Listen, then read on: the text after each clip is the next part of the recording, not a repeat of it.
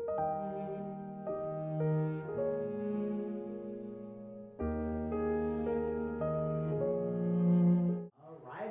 welcome to another episode of Real Talk with the Rev, starring myself and my person getting interviewed. Now this is my son, Brendan. What's up? How are you, Brendan? I'm good. Feel great. Awesome. You excited to be here? I'm excited Nice. for this interview. Nice. All right, so I think we should just get started. I like to start off, little soft to kind of lighten the mood here. Do you know anything about anything that's going on in sports these days?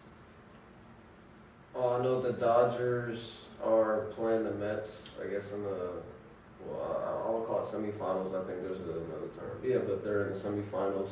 Okay. Playing the Mets. Basketball season, I believe, just started. Did it not just start? Basketball season just started. Okay.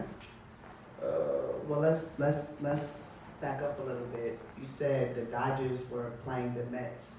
No, they're going to play the They're Mets. going to play the Mets. Yeah. Okay, so they have not played them yet. No, Okay, what team are you rooting for? the Dodgers. The Dodgers. LA. Okay. And what players do you like? I don't really know that many players. I mean, Otani, I guess. I haven't really watched him play, but I guess I've seen a little bit. Okay. I know they have Betts. I'm not really like a baseball fan, but Okay. yeah, I know those two players, I guess. Okay, you guess or you know? I know. Okay, all right.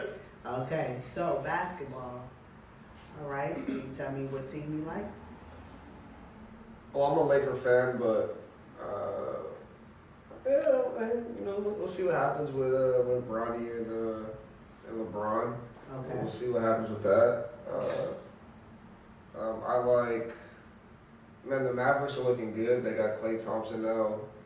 I just saw I like this 7'5" dude. Okay. So I think the Mavericks might do really good. I think they might make it.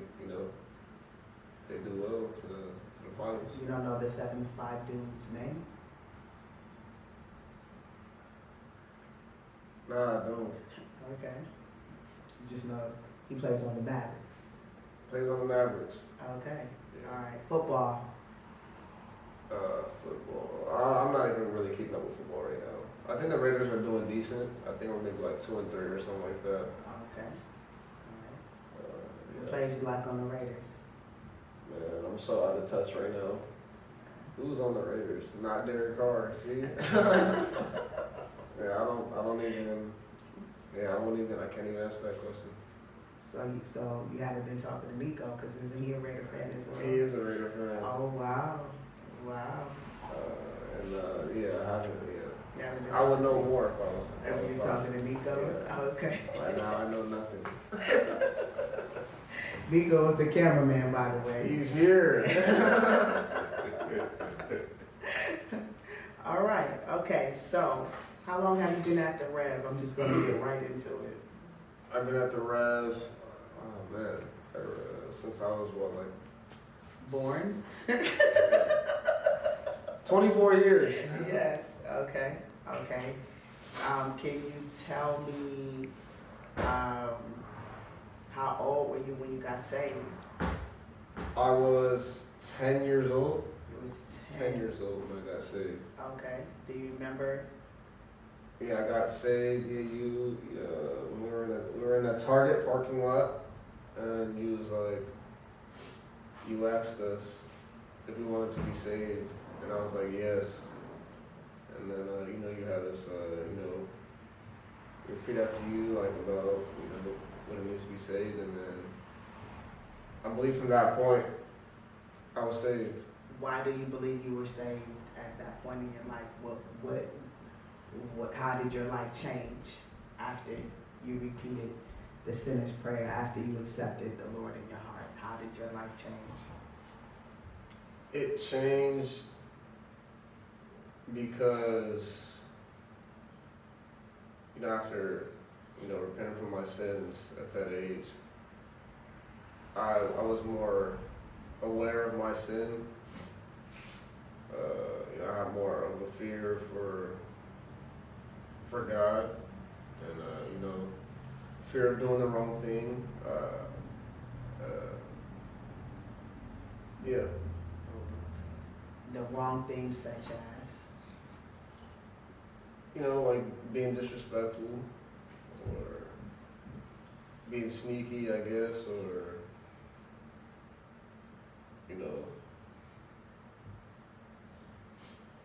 I guess those are like the two biggest things. Okay.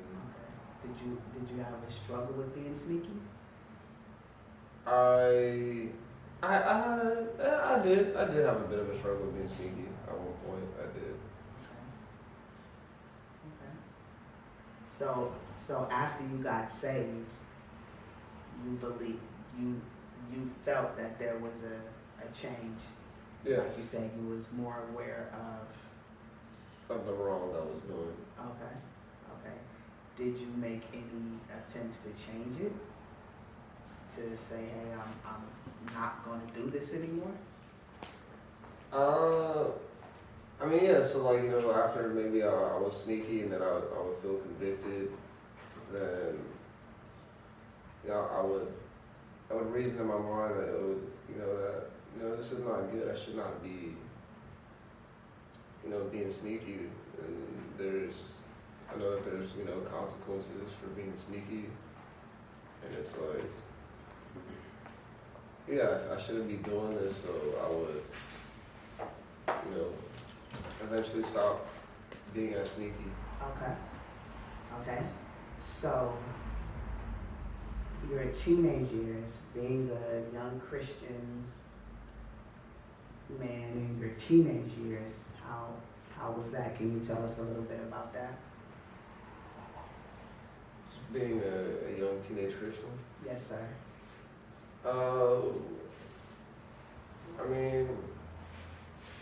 I guess at first, being a Christian, I guess,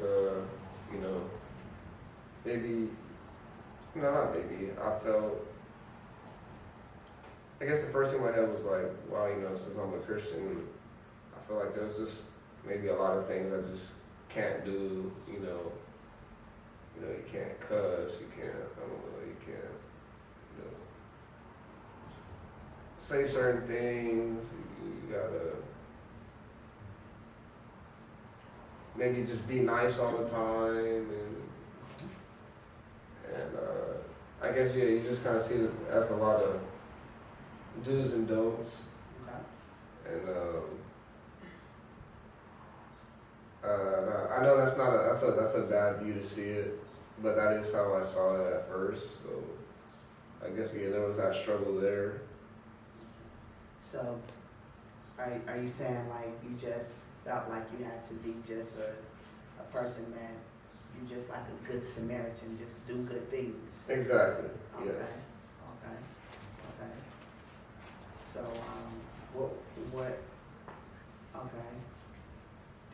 what were some of your struggles as a teenager? Some of my struggles, well, other than being sneaky, I guess. I struggled. I guess the biggest thing I feel like is, I had an addiction to pornography.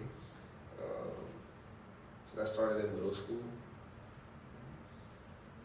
I did not know that.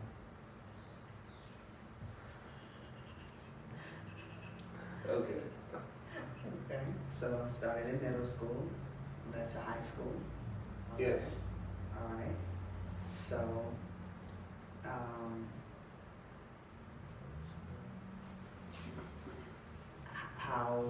how did you start looking at pornography, if you don't mind telling us? I started, middle school.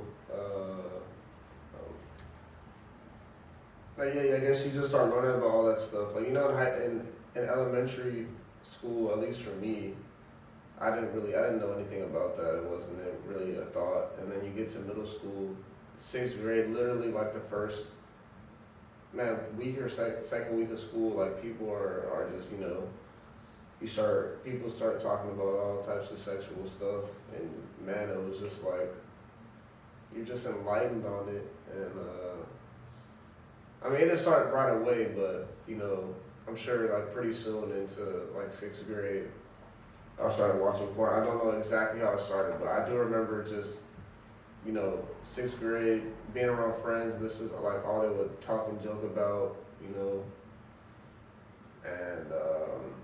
I would say that's how it started. Okay. And how long did this last? It lasted, I believe, until like, cause then I was watching it maybe like in middle school, and then I did stop for like a month. I feel like I stopped for like a good amount of time. I'm really foggy on how exactly it went, but I know that I was watching it, and then at one point I was like, I just got tired of it. I'm like, okay, and then I came back to it maybe like a year later or something like that. And then, so maybe I stopped, I don't know, around 8th grade, picked it up in like, I don't know, 9th grade or something like that. Okay. And then, Okay. yeah. What made you stop? What made me stop, I believe it was God who, really made me stop. It was the last time, I watched it. Maybe I remember last time I probably watched it for like, maybe a cool like, I don't know, like 20, 30 minutes, like a long time. And then I remember afterwards, I felt so disgusted. Like I really felt sick. I felt like I just felt so bad. Like physically, I felt bad. And then I was like, man, I cannot watch this anymore. Like, and then, it would just be on my mind so much. Like, it got to the point where I would start being around people, and I would see everyone naked. Like that's horrible, And that's how bad it got. And just feeling sick, and it's always on my mind. And I was like, I can't. As a Christian, I can't be living like this, having this on my mind. So you felt a conviction. Yes. Okay. And your conviction is what led you to stop. Yes. Okay. Okay. What would you tell a young high schooler who probably wouldn't, because you didn't share this with anybody, right? Nobody knew this about you, right? Because you didn't tell me. Not until later, but you didn't tell me. So. So what would I say to a high schooler? What would you say to someone who's struggling that would not tell anybody? Maybe they'll look at this podcast episode and be like, "Ooh, I have that struggle." What would you tell them? I would tell them that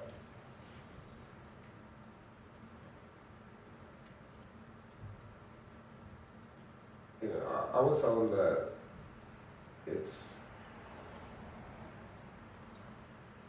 obviously it's something you should be watching.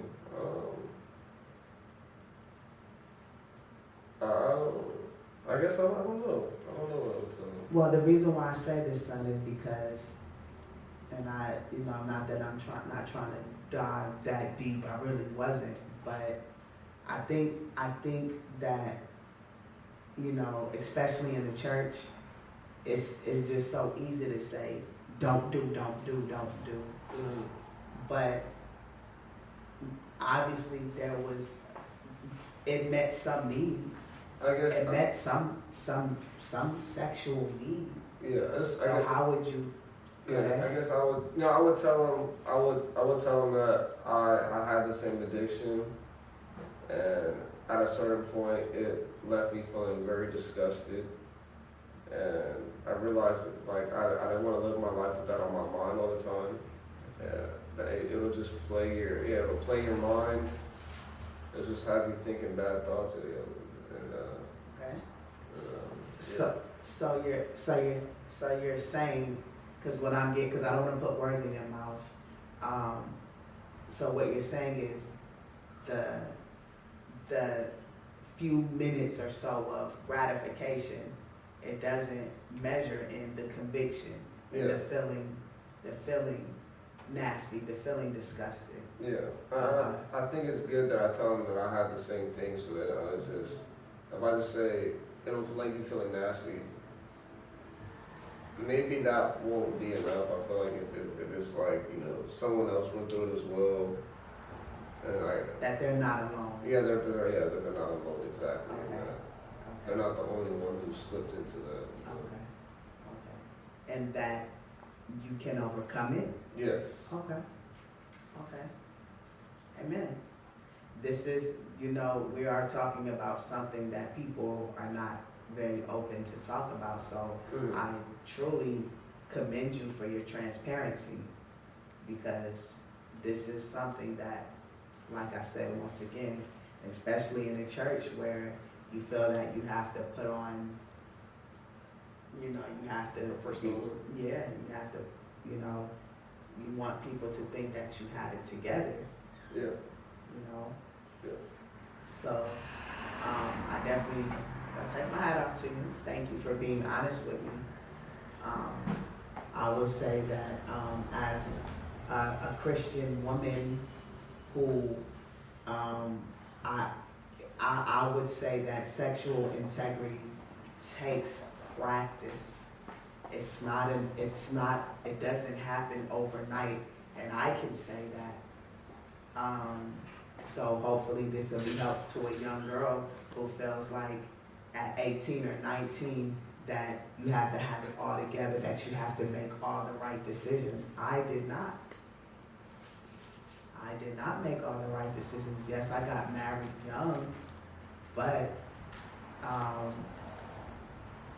when I found myself divorced at 43, and then being a single woman, I had to learn how to have sexual integrity, and with my body, with my thoughts, that I really wanted to please the Lord, and that meant me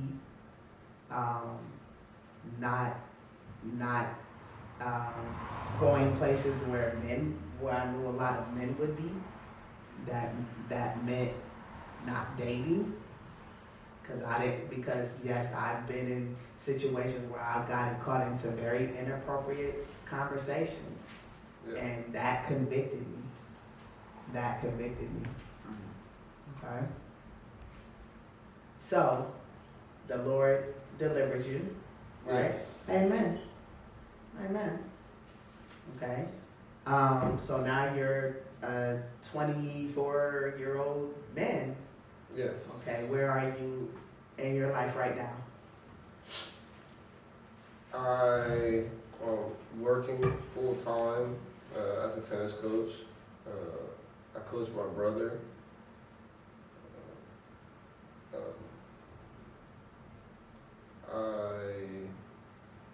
I have my AA, and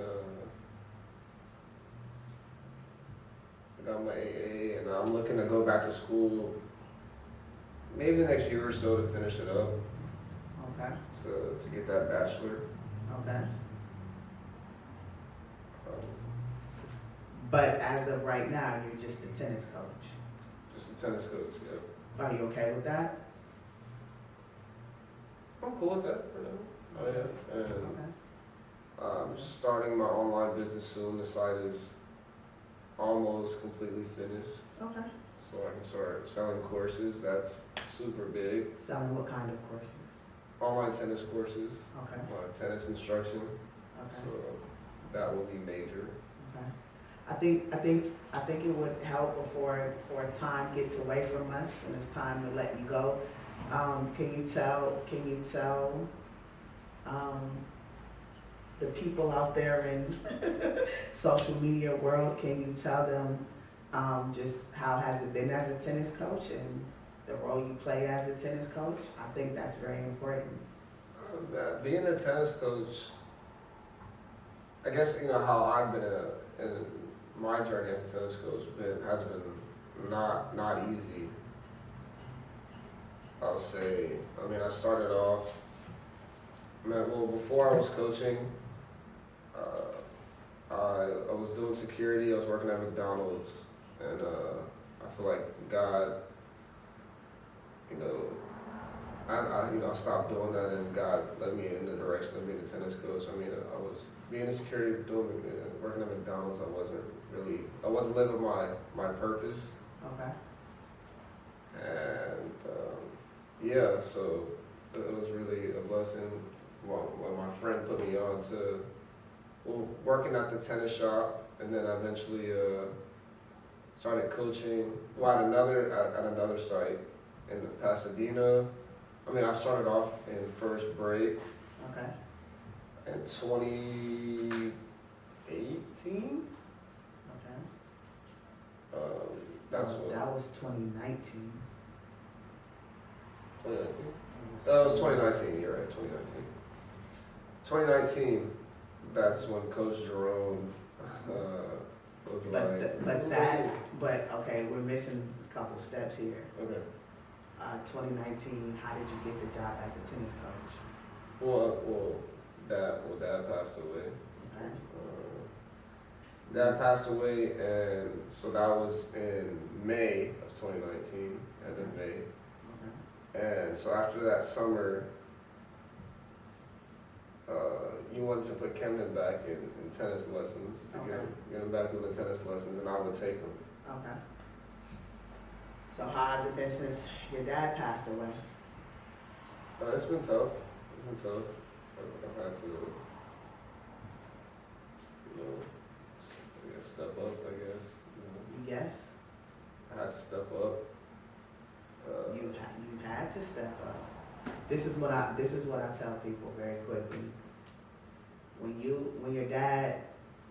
Before your dad died, I used to sit on the phone with your dad for hours talking about he's a knucklehead. He needs to get it together. I would do that, right? So, you're a knucklehead. That was me, right? Still not doing it? But you know what?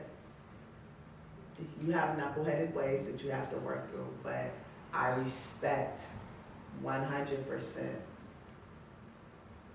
how you have stepped up, how you have matured, how you have looked for opportunities, and how you, just the way you help your brother. Like, you've changed. The Lord has matured you. I'm very proud of you. Mm-hmm. And the steps that you've made to mature. You are not the same person you was before your dad died. And I thank the Lord for what he's done for you. You have mountains to climb. Yeah. But one thing for sure is I do know that you're not the same person you were before your dad passed away. You are a tennis coach today. And I think some of what that I've seen you go through is like, you're not like tennis coach, but being a mentor, a role model. And I see where you the Lord is trying to mature you even more, because like you're an easygoing person. You don't want confrontation. And I know it's a challenge to be around kids, to have to communicate with kids who don't have any home training. And I see that I see that that can be a challenge for you. I mean, you love kids, you love being around kids. And I like that about you. Like, you're definitely like, you know, someone that can take to kids. But then I see the part of you that, where you have to be serious, where you have to point them in the right direction, where you can't accept disrespect, where you can't accept, you know, bad behavior. And that's a challenge for you, but I also see, you know, the Lord working on you with that. So, all right, we're coming to an end, and I had my finger on my questions, and I lost my questions, so I'm gonna find my question. While I look for my questions, where do you see yourself in 5 years, as I look for my questions? In 5 years, I believe that Canada would have got to a certain level to where I'll be traveling as a coach with him. I believe the business that I have would be doing pretty well. Okay. So your online business, a traveling coach. Yeah. Okay. I believe What about the ministry? ministry. I mean, well, as of right now, like, as in, like, you know, what I do in the church, right? Yes, sir. What do you do in the church? I play the drums.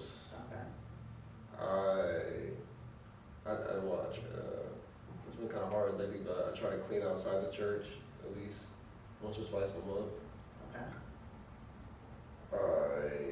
And then like, on the church events, I'll try to, you know, I'll be there, assist Josh with like the kids or whatever, or with organizing around whatever, stuff like that. That's basically it for now. So. Okay.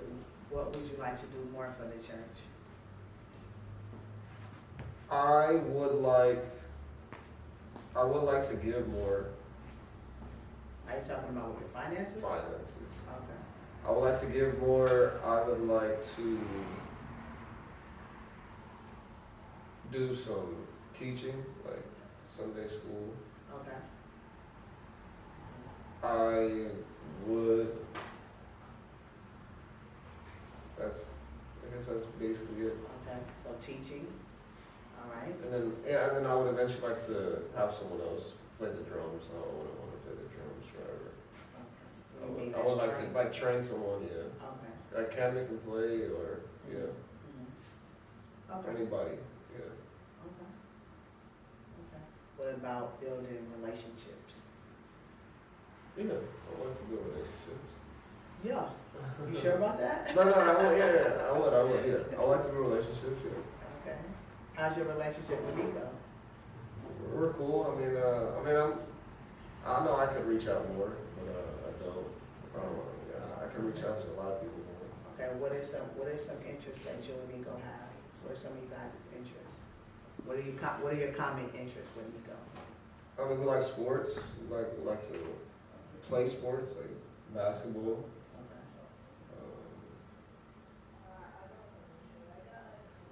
Okay. I know it's fashion. Okay. Well, he's he's no, he's more fashionable than me by far.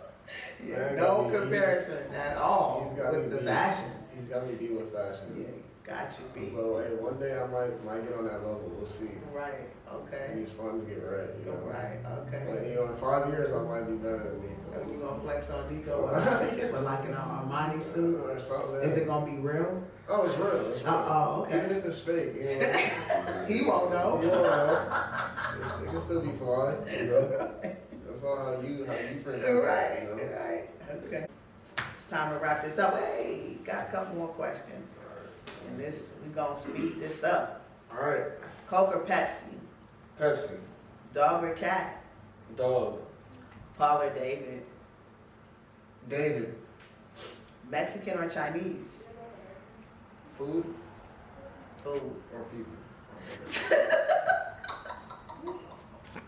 Food.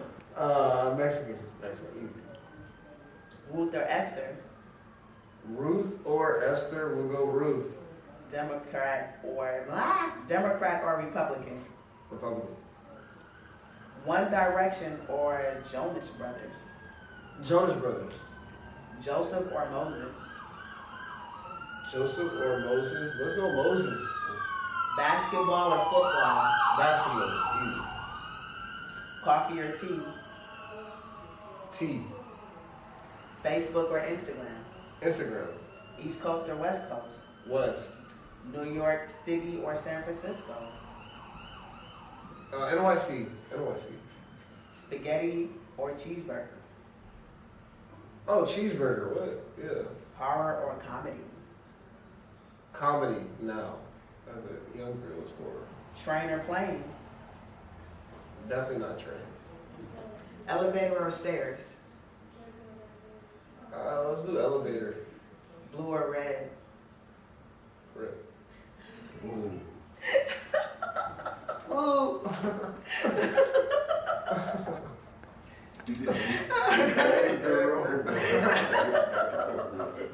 Gotta go blue. Some people not going. Got folks banging in the chat. This podcast is not for everybody. All right, well, that's the end of rapping with the Rev. Real talk with the Rev. Talk. We're gonna end this, and I don't have my phone. Kelly, I need a phone so I can take my selfie. Is this listen to? Yes, oh yes, sir, it is. Kelly, run that phone, sweetie. Gotta take a selfie so I can send to Nico.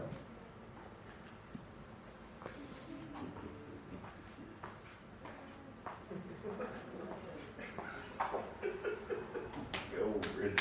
All right, here we go.